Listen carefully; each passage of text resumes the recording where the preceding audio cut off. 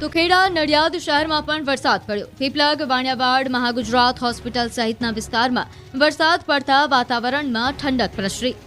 આ બાજુ સાબરકાંઠા, વિજયનગરમાં વરસાદ પડ્યો। અસહ્ય ઉકળાટ બાદ ધોધમાર વરસાદ પડતા ખેડૂતોમાં ચિંતા વધી। તૈયાર પાકને મોટું નુકસાન થઈ શકે છે। શનિવારે અમદાવાદમાં મેઘરાજાએ ધમાચકડી બોલાવી। અમદાવાદમાં ભારે ઉકળાટ બાદ વહેલી સવારથી જ મેઘરાજાએ મંડાણ કર્યા હતા। શહેરના વિવિધ વિસ્તારમાં વહેલી સવારથી વરસાદે રમઝટ બોલાવી હતી। ધોધમાર વરસાદ ખાબકી જતા શહેરના રસ્તાઓ પાણી થઈ ગયા તો શહેરના વિવિધ રોડ બેટમાં ફેરવાયા હતા। પૂર્વ અને પશ્ચિમ બંને વિસ્તારમાં ધોધમાર વરસાદ પડતા ગરબાના ગ્રાઉન્ડમાં પાણી ભરાયા। ગરબા આયોજકોની ચિંતામાં વધારો થયો તો બીજી તરફ અમદાવાદના રસ્તાઓ પર જળબંબાકારની સ્થિતિ સર્જાઈ હતી। મોટાભાગના રોડ પર પાણીએ કબજો જમાવી લેતા વાહન ચાલકો ફસાયા હતા। નવરાત્રી પહેલા જ વરસાદી માહોલના કારણે ખેલૈયાઓની ચિંતામાં વધારો થયો। એક તરફ નવરાત્રીની તૈયારીઓ ચાલી રહી છે, બીજી તરફ આ વરસાદે નવરાત્રીની તૈયારીઓમાં વિઘ્ન ઊભું કર્યું છે। તો શહેરના શાહ આલમ વિસ્તારના દ્રશ્યો પણ જોઈ લો। સવારથી જ અહીં વાદળોએ ડેરો જમાવતા આખો વિસ્તાર બેટમાં ફેરવાયો હોય તેવા અહેવાલ પ્રાપ્ત થયા છે।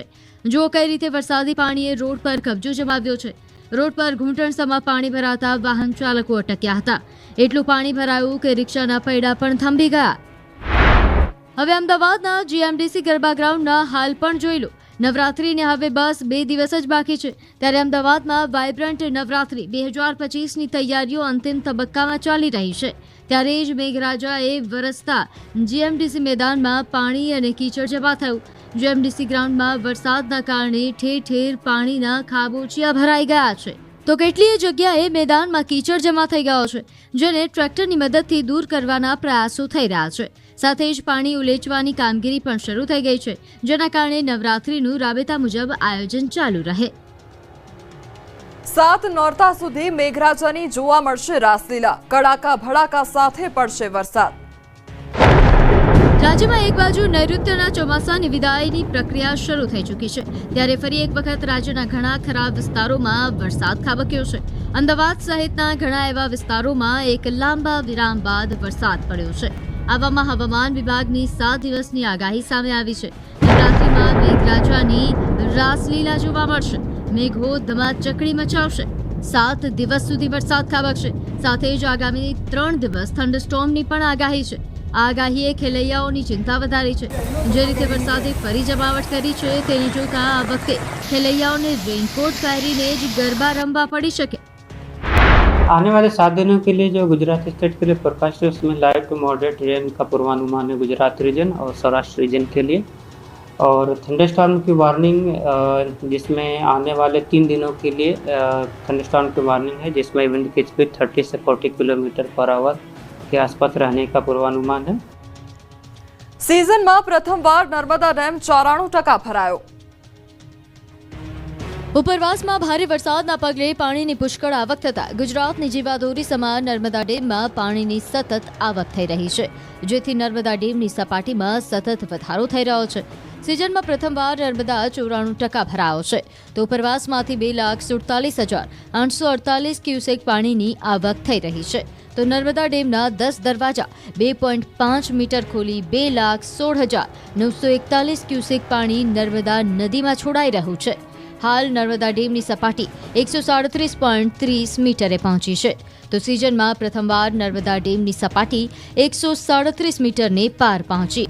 હાલ નર્મદા ડેમમાં 24 કલાકમાં 31 સેન્ટીમીટરનો વધારો થઈ રહ્યો છે, તો નર્મદા ડેમની મહત્તમ સપાટી 138.68 મીટર છે, તો નર્મદા ડેમ મહત્તમ સપાટીએ પહોંચતા 1.38 મીટર બાકી છે।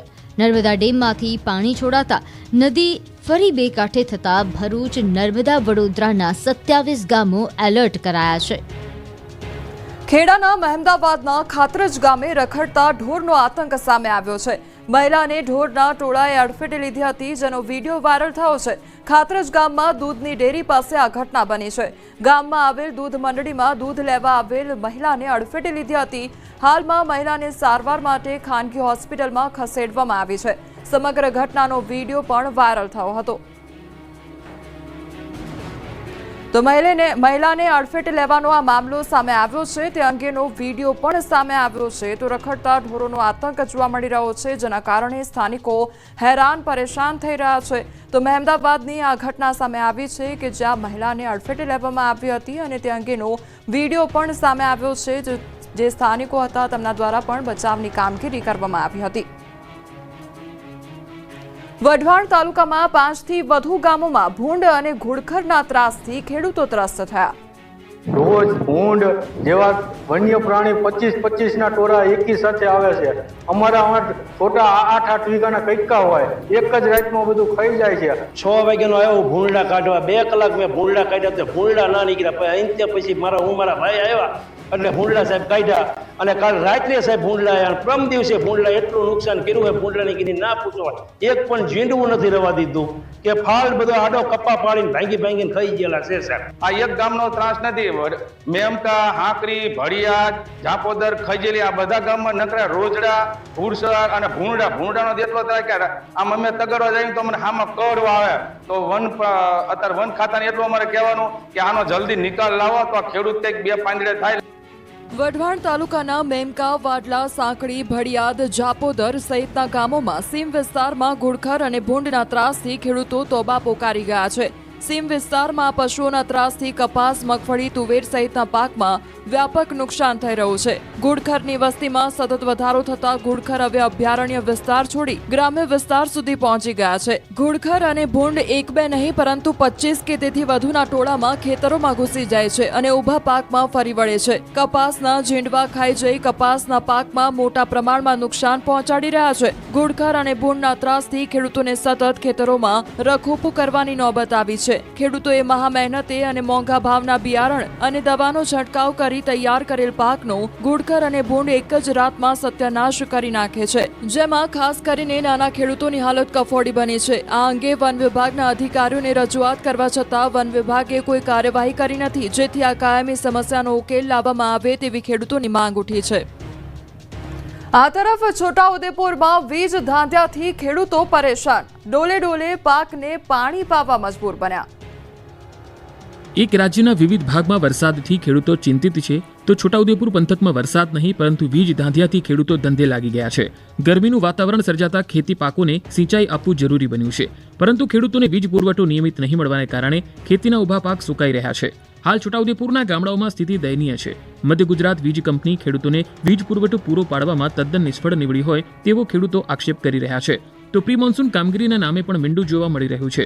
ચોમાસા પહેલા કોઈ કામગીરી નહીં કરવાના કારણે વીજ લાઈનો ઉપર વેલાઓએ કબજો જમાવી દીધો છે, જેથી વીજ લાઈનમાં ફોલ્ટ સર્જાતા વીજ પુરવઠો ખોરવાયો છે. વીજ કંપનીના અધિકારીઓ નિયમિત વીજ પુરવઠો આપે તેવી ખેડૂતોની માંગ છે. ટ્રાન્સફોર્મર નહીં બદલાતા પોતાના ખેતરમાં ટામેટીના પાકને બચાવવા દરરોજ સવાર સાંજ ડોલમાં પાણી લાવી છોડે પાણી રેડી પાકને સિંચાઈ આપી રહ્યા છે. ડુંગળીના ભાવ તળિયે પહોંચતા ખેડૂતો, વેપારીઓ ચિંતિત. એક તરફ શાકભાજીના ભાવ આસમાને પહોંચી જતા ગૃહિણીનું બજેટ વેરવિખેર થઈ ગયું છે, તો બીજી તરફ ગરીબોની ગણાતી કસ્તુરીના ભાવ કોડી ન થઈ જતા ગરીબ વર્ગને મોટી રાહત મળી છે. છેલ્લા 2 મહિનાથી ડુંગળીના ભાવમાં મોટો કડાકો આવ્યો. હોલસેલ બજારમાં જે ડુંગળી અગાઉ 20 થી 25 પ્રતિ કિલોના ભાવે વેચાતી હતી તેના ભાવ ઘટીને હવે 10 થી 12 રૂપિયા પ્રતિ કિલો થઈ ગયા. આ ભાવ ઘટાડાને કારણે ગ્રાહકો અને ગૃહિણીઓને મોટી રાહત મળી, પરંતુ ખેડૂતો અને વેપારીઓમાં ચિંતાનું મોજું ફરી વળ્યું. વેપારીઓના મતે ભાવ ઘટવાનું મુખ્ય કારણ નાસિક અને મધ્યપ્રદેશમાં ડુંગળીનું પુષ્કળ પ્રમાણમાં થયેલું વાવેતર છે. આ વિસ્તારોમાંથી સતત નવી ડુંગળીની આવક થઈ રહી છે, જેના કારણે બજારમાં પુરવઠો વધી ગયો અને ભાવ નીચે આવ્યા. વેપારીઓના મતે હજુ આવતા સમયમાં ભાવ વધે તેવી શક્યતા નથી, એટલે સ્થાનિક ખેડૂતોને પણ ચોકલેટ બિસ્કિટ કરતાં પણ ઓછા ભાવે પોતાની ડુંગળી વેચવા મજબૂર થવું પડી રહ્યું છે. હિંમતનગરમાં હુડા લાગુ થતા 11 ગામના લોકોએ કર્યો વિરોધ.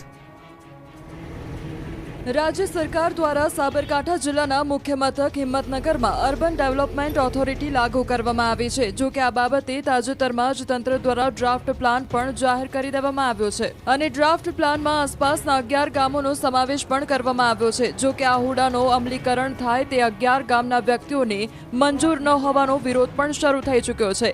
11 ગામના સરપંચોએ કમિટીની રચના કરી અર્બન ડેવલપમેન્ટ ઓથોરિટી સમક્ષ વિરોધ કર્યો. તમામ ગામ લોકો ખેડૂતો સાથે મળી એક વાંધા અરજી કરી. આ વાંધા અરજીમાં મુખ્ય તો હુડા રદ કરવાનો જ ઉલ્લેખ કરવામાં આવ્યો છે. વડોદરામાં ફરી કોમી શાંતિમાં પલિતો ચાંપવાનો પ્રયાસ, 50ની અટકાયત. વડોદરામાં ગણેશ ચતુર્થી બાદ ફરી કોમી શાંતિ ડહોળવાનો પ્રયાસ કરવામાં આવ્યો. જૂની ગઢી વિસ્તારમાં અજાણી વ્યક્તિએ લઘુમતી